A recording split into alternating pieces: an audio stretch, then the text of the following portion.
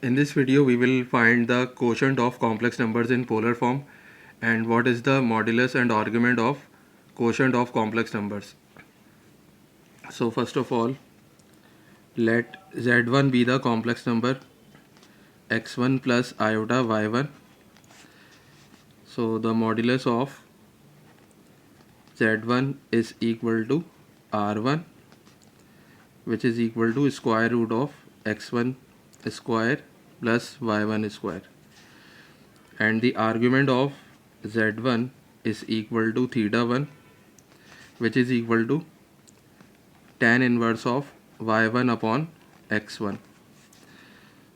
So the polar form of z1 is equal to r1 times cos of theta 1 plus iota sin theta 1. Now let z2 be another complex number x2 plus iota y2. So the modulus of z2 is equal to r2, which is equal to square root of x2 square plus y2 square, and the argument of z2 is equal to theta 2, which is equal to tan inverse of y2 upon x2. Now the polar form of z2 is equal to r2 times cos of theta 2 plus iota sin theta 2. Now the quotient of z1 and z2 is z1 over z2 is equal to r1 cos of theta 1 plus iota sin theta 1 upon r2 cos of theta 2 plus iota sin theta 2. Now we will multiply it by the conjugate of the denominator, which is cos of theta 2 minus iota sin theta 2 over cos of theta 2 minus iota sin theta 2. Now this will be equal to r1. Now we will multiply cos of theta 1 plus iota sin theta 1 with cos of theta 2 minus iota sin theta 2.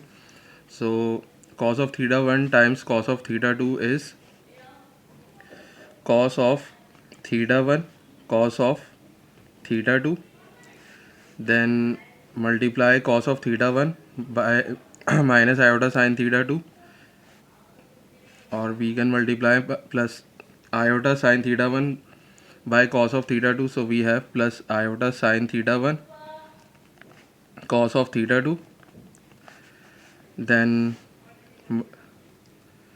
we can multiply cos of theta 1 by minus iota sin theta 2. So we have minus iota cos theta 1 sin theta 2,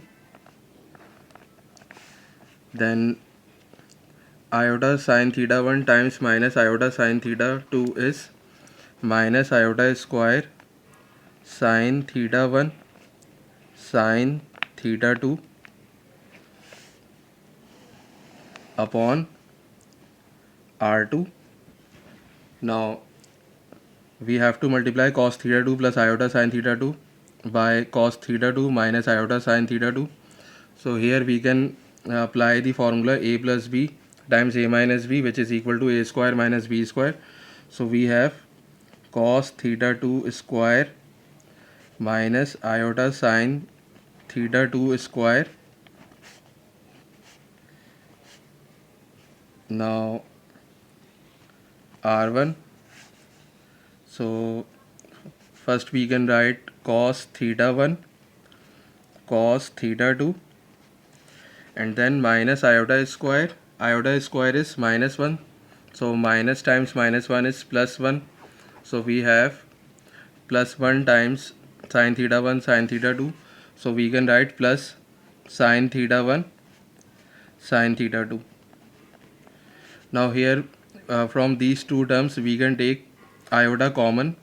So we have iota sin theta 1 cos theta 2 minus cos theta 1 sin theta 2,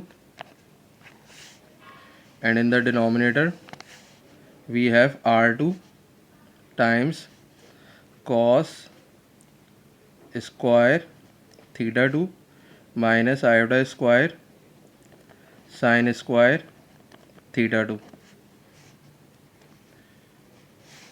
Now r1 times, now cos theta 1 cos theta 2 plus iota plus sin theta 1 sin theta 2 is equal to cos of theta 1 minus theta 2 plus iota sin theta 1 cos theta 2 minus cos theta 1 sin theta 2 is equal to sin theta 1 minus theta 2 upon r2.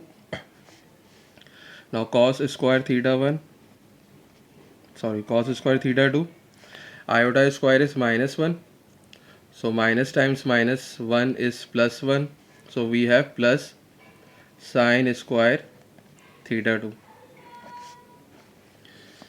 Now this can be written as r1 upon r2, and cos square theta 2 plus sin square theta 2 is equal to 1, so 1 multiplied by r2 is r2, and we can write cos of theta 1 minus theta 2 plus iota sin theta 1 minus theta 2.